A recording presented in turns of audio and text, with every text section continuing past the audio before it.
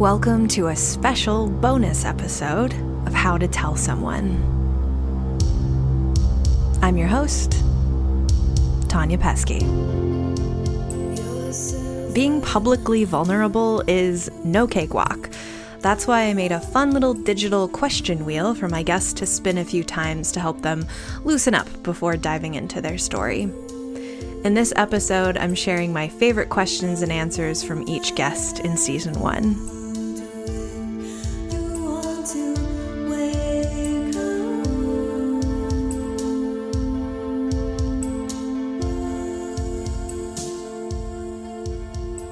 Up first is Jade. I'm going to try screen sharing. I've tried this every time and it hasn't worked, but why not? Why not try again? Why not? Yeah.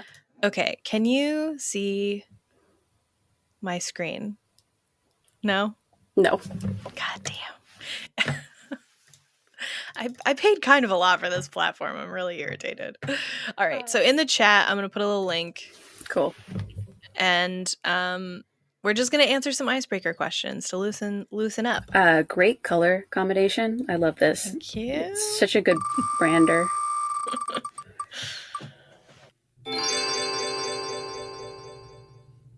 What's the most unexpected way you've made a friend? I guess it's not very unique, but just traveling and meeting people in hostels and then having this connection with them so immediately that we spend like 2 weeks traveling together. It was just, and so I guess we were friends by the end. Yeah, deep conversation, but just like, oh hey, where are you heading? And it clicked. You know what really surprises me? I don't know. Would you describe yourself as an introvert or not? Introvert for sure, but like social introvert. Yeah, well, exactly.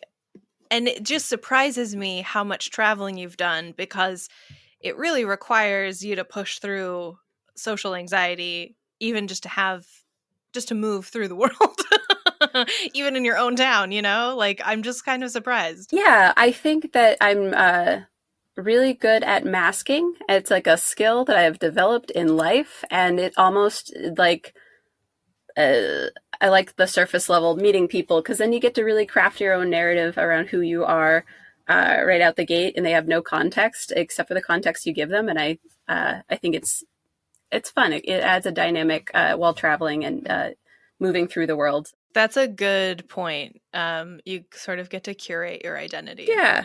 And there's safety in that. Absolutely. But yeah, now we're just like Facebook friends that like, I'm like, you seem to be doing well off in Germany. Like, and I don't know, maybe one day we'll travel again because we know we can do it. We know we got along well. How did that conversation happen where you met in a hostel and then you decided to travel together? Yeah, it was either we met in a hostel or did a walking tour or something like that. And then it's like, oh, what are you doing for dinner tonight? And then everyone, there's like a breakfast time at banana pancakes at the hostel. And then you have breakfast together, and then it's like, what are you up to today? Can I join? And then it's like, hey, where are you heading next? So, yeah. Wow. I can't imagine doing that. It's like, I just can't imagine it. It's very impressive to me. Thank you. Here's Kayla. I just wanted to be on the record that we both look very beautiful today, and it's a real shame that no one can see that. They just need to know that. They can sense it, I'm sure, but I'm glad that it's been stated for the record that we look really good today. Okay, spin that wheel. Okay. Click in. Is something supposed to happen? Is it not spinning? Mm-mm. Try refreshing. Why is nothing working? Okay, there. Now the colors come up and everything. All right, here we go.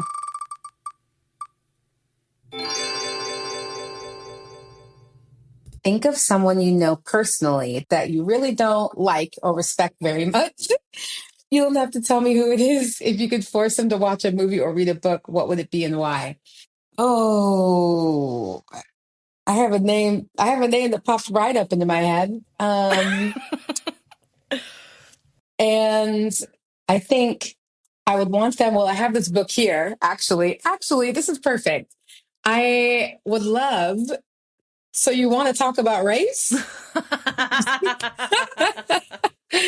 That would be perfect. I think very fitting for a certain individual who may have said certain things over the weekend.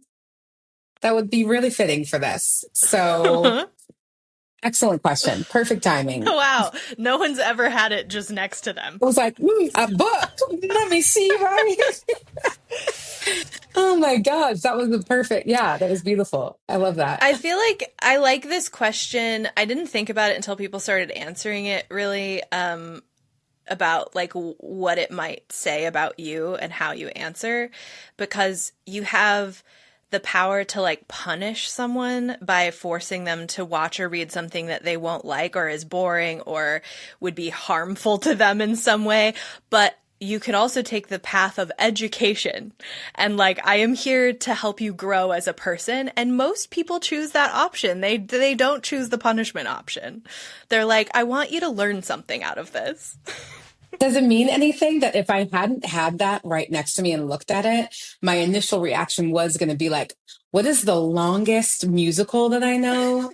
Like, I think, how long is Les Mis? Can I sit this person down and just torture them for? So that was what was spilling out of my mouth. And then I happened to have that prop here. So you can read into that however you'd like. I choose to read into that your initial gut instinct was revenge, but your higher self came in to the conversation and decided this is the real answer. You're better than this, Kayla. Not that you need to be, but you are. I was, yeah.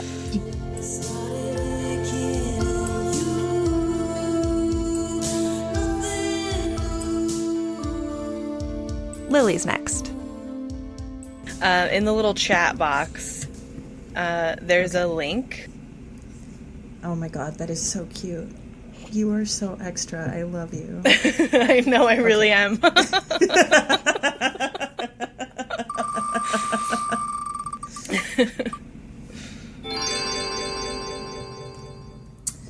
Have you ever met someone who felt weirdly familiar? Like you already knew them? What happened? I felt like I already knew you when I met you. I felt like really simpatico right away. Yeah. I think that it's important to not like over-invest in that, because I think it's really easy to be like, oh, I feel like I know this person. And you're like, but you don't. So keep like listening and being curious. I think it's like, I've also had that feeling. I've been like, I have so much in common with you, and then realized like I'm totally just like projecting on this so much.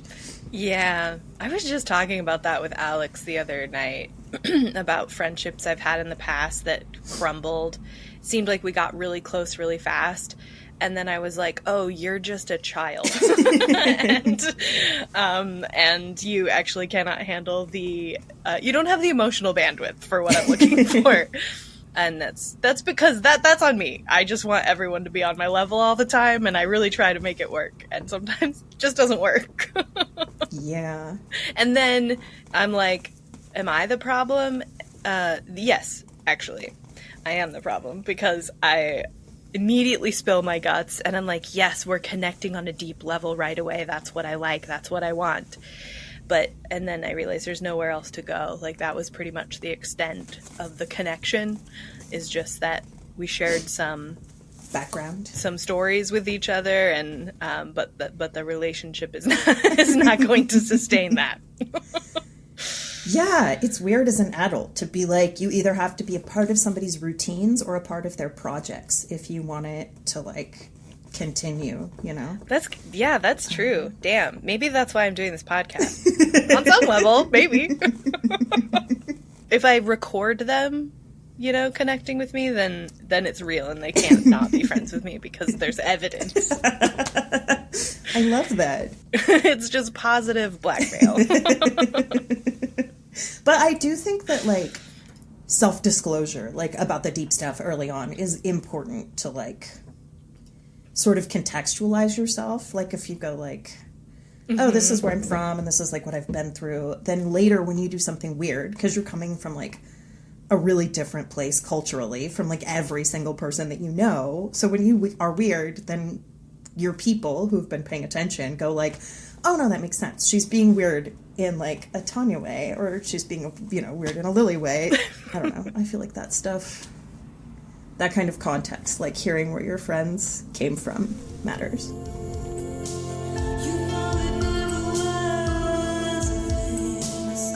And now, Annalise.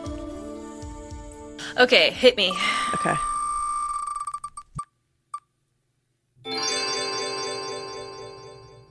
What's something people assume about you in relationships or friendships that isn't actually true? I think something that surprises people as I get into like deeper friendship with them, or and even maybe romantic relationships as well, is like, I think the aspects of me where my like only child syndrome kind of comes out. Like I can be just kind of a brat sometimes. Like I can be kind of a sore loser if I feel like I really deserve to win like a board game or or something like that. I get like really quiet and reserved and like just kind of become like less fun. And I think that always surprises people, that I don't always maintain like a cool guy attitude. Like I get pretty competitive, and if I feel like I'm having a good like spotlight moment and then somebody kind of like steals the attention, I'm just like, excuse you. What the fuck?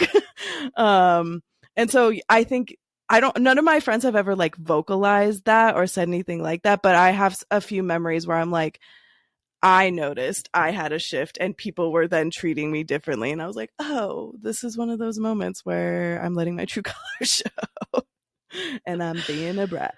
Do you think it's mostly competitiveness, or like you said, the only child syndrome of like sort of getting all of the glory most of the time? Maybe a little both. Maybe a little bit both. There's definitely like a big competitiveness aspect to it, but I'm definitely someone who I think as I've like grown and started to do like stand-up comedy and stuff like that, I'm like, oh, I like attention a lot more than I realized. And if I can get it in these like really positive ways, then I am all for it, and I will become like a little clown. I hate negative attention, obviously, and I'm definitely not. And maybe that is saying less only child syndrome, because I wouldn't do like bad things to get attention, right? But once I have it, and if I lose it to somebody else, then I'm like, then I'm salty. I feel like I'm known among my friends for being anti-hugging. I just don't like to be hugged by almost anyone. I don't like it. And people think then it's like a challenge, and people sort of force it on me, which is so confusing. Like, do I have to have a doctor's note for you to take this serious? I just don't want to hug you, and that should be fine. Right. Like, why do we need to? Anyway, so I think people assume that I'm like physically cold in relationships, but it's not the same thing. Obviously, no. Like I'm a very physically affectionate person in love, but just don't fucking hug me. It's always bugged me when like I am happy to hug. I don't need a hug either. Like I've never been to be like, bring it in, brother. But I like if the situation calls for it and someone wants a hug, for sure. But it's also so weird when people react so aversely to someone who's like, oh, I don't do that, or I'm not into it. And it's like, yeah, I can understand why you wouldn't want somebody else's body just hanging over yours, right? Like, there's a lot of things that you could not be into just in that situation. The weirdest part is, like, some people don't ask and they'll just go in for a hug. And I'm not going to be like, absolutely not. I don't hug. Like, I'll do it, but it's so deeply, I like turn super stiff. But but the weirdest ones are when someone asks ahead of time. They're like, are you a hugger? And then I'm like, not really. And they're like, what? Come on. I'm like, why would you even ask? If you weren't going to give me the option and be fine with it, why was it a question? Just fucking hug me then. True. Yeah, there's like an insidious aspect of like asking and then being reactive to the answer. Yeah. And I've had friends for like 10 years who still, every time they go in for a hug after we see each other and we're saying goodbye, they always say, I'm going to make you hug me. And I'm like, so you acknowledge that I don't really want to do this, and you're just going ahead with it for 10 years. I'm taking something from you for my pleasure. Right.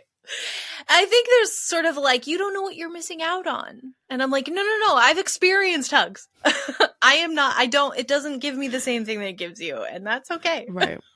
Right. And that's okay.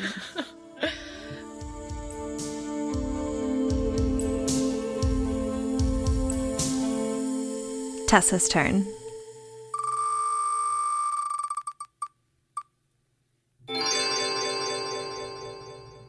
Have you ever realized someone had a completely different perception of you than you thought? What was that moment like? Honestly, anytime I find out that someone isn't fully annoyed by me, I'm a little bit shocked. I leave almost every social situation thinking that I have messed it up in some way. And then when someone is like, had a great time with you, or like something to that effect, I'm like, oh, I didn't F it up completely. Like that happens a lot in my life regularly. Less so since I've started therapy, but like that's a pretty common thing for me. So yeah. I feel exactly the same way. Like, I'm more likely to notice when I don't feel like that because it seems so rare that I hang out with anyone for any period of time and then I go home and I'm like, that was good, no notes. Usually I'm like, I definitely did something wrong for sure. Yeah, even if you can't pinpoint what it was, you're like, maybe I forgot that I did something annoying because I have ADHD and my memory is bad. Like, yeah. Oh, what a plague. All right, let's do one more. Okay.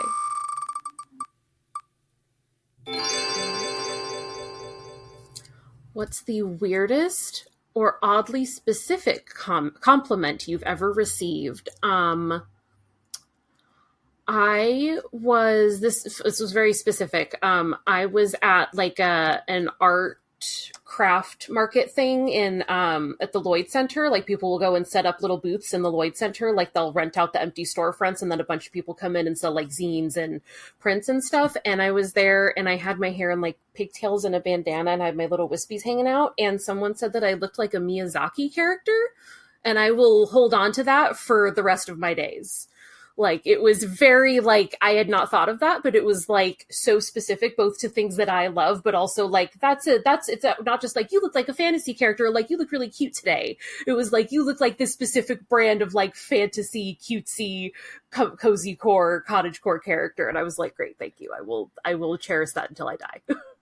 My favorite part, well, first of all, who's Miyazaki for the unenlightened? Oh, yeah. So like My Neighbor Totoro, Kiki's Delivery Service, all of those movies, like the Studio Ghibli, all that stuff. That is very specific. And the best part of that story is that it happened at Lloyd Center because what a turn of fate for that place. I truly.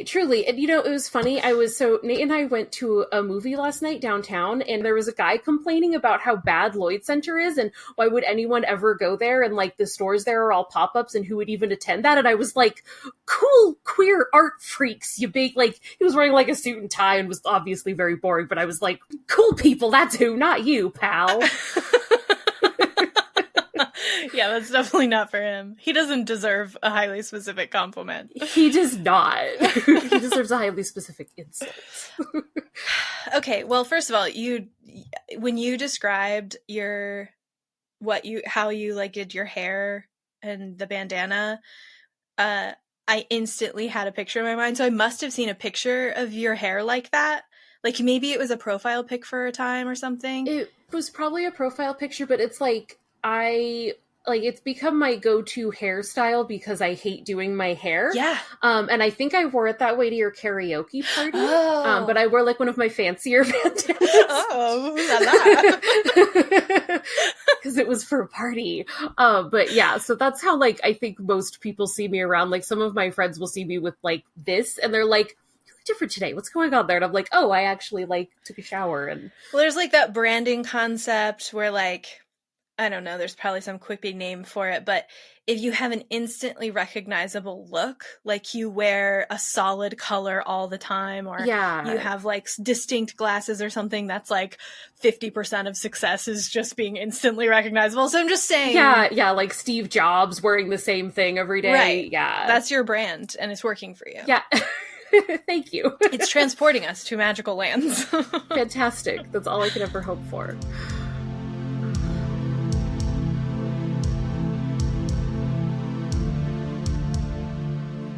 Over to Chance. Okay. So spin the wheel. Oh, fun.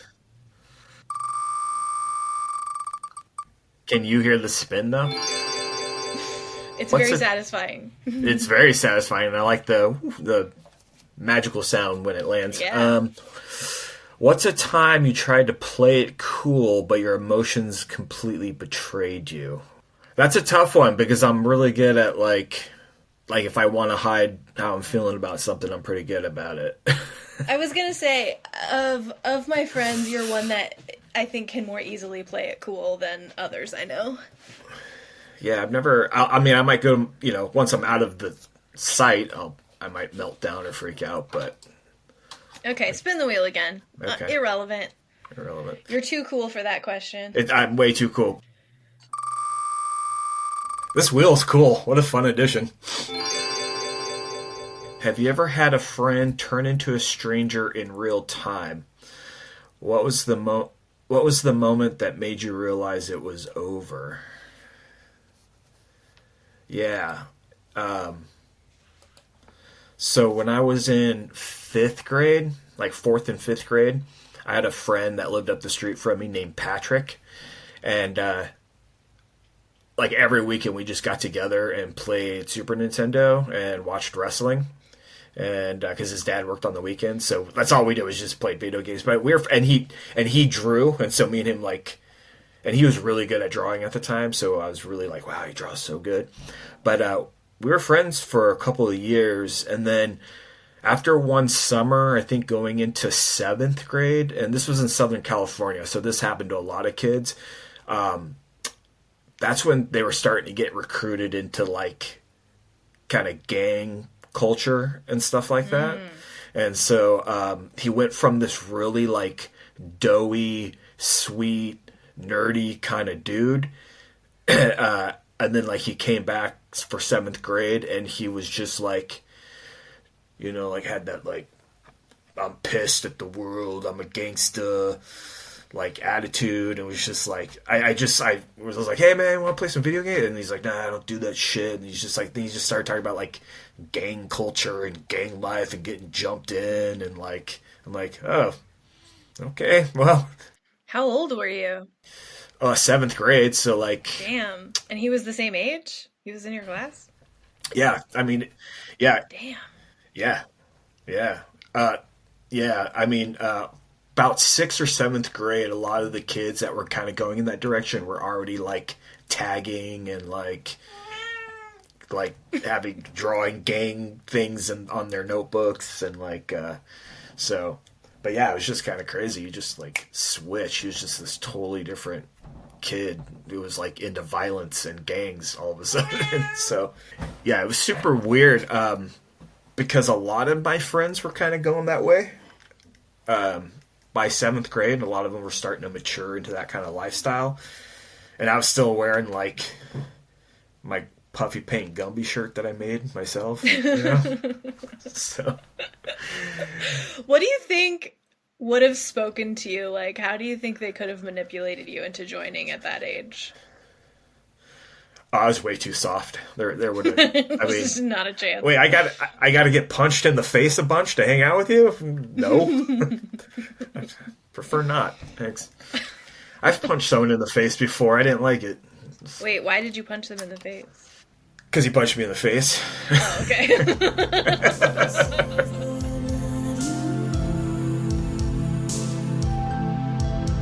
Last but never least is Lindsay.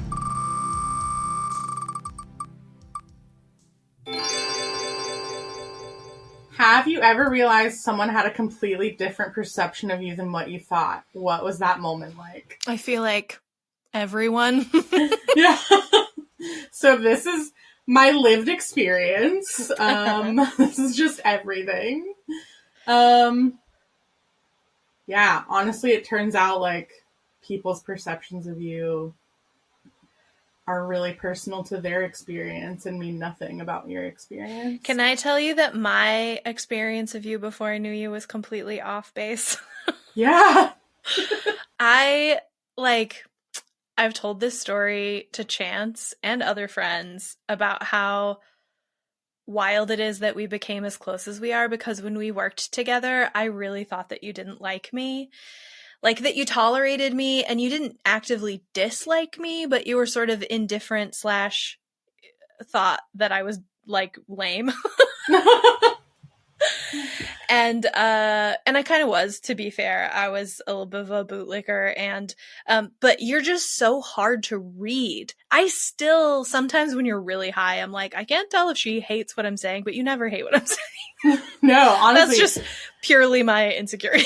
Yeah, like, you thinking that is the most shocking thing, because like, from the first time I met you, I thought you were so fucking cool. That's so wild. But also, like, I feel like we were at a really similar time in our lives when we met, and we were both, like, insecure about ourselves. Yeah. So I, like, projected onto you that you didn't like me or think I was cool, and you project onto me that I don't like you or think you're cool, but we actually just think we're cool. It really wasn't until my last day of work when you were like, can I buy you lunch at the food court? And I was like kind of surprised that you would even want to, like, that you cared that much that I was leaving. And then when we had lunch, it was when I had a pixie cut, and I was like in the act of a nervous breakdown, and that's why I was quitting my job. Right. And so I was very like sensitive, and I feel like you were trying to dig, because I wasn't just going around telling everyone like, yeah, I'm having a mental health crisis and that's why I'm quitting suddenly. So I was like trying to be diplomatic about why I was leaving, and you were like, something's up. I just remember you like wanting the real answer, and I started crying in the food court, and I was so embarrassed, but you like instantaneously, it was like a flip switched, and you were like, I could tell that you genuinely cared, and you like, I could tell that you felt a lot of empathy, and like your face changed. And then I remember, like, you know, I pulled myself together, and you made a comment like, you look like Audrey Hepburn right now. And I was like, that's the nicest thing anyone's ever said to me at a really embarrassing, humiliating moment of me crying in the food court. Anyway, and that was like the moment that I was like, oh, we're going to be friends. I love it. And I didn't know until that moment.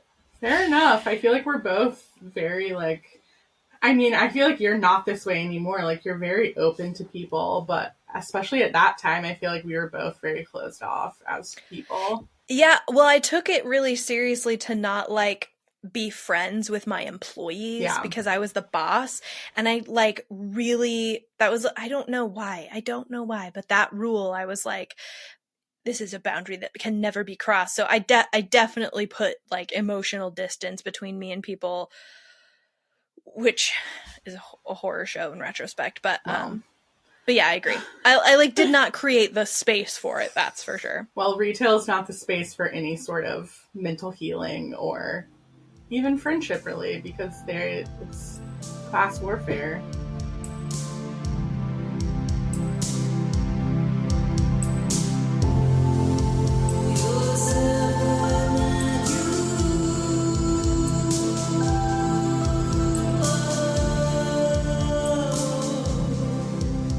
Dang, I was like, I thought these were going to be, what's your favorite ice cream flavor? I'm not ready. My version of icebreaker is still deeply psychological. Can I borrow this spinner for a party later? Yes, you absolutely can. I'm going to link people to it so they can use it. I'm proud of these questions. Thank you all so much for your support. It means a lot to me and my guests that you're out there listening and engaging with these stories. You can find and use the question wheel for yourself at howtotellsomeone.com/resources. I'd like to collect some listener stories to share in a future bonus episode, so spin that wheel and send me your written answer to howtotellsomeone@gmail.com. I may just read your story on the podcast.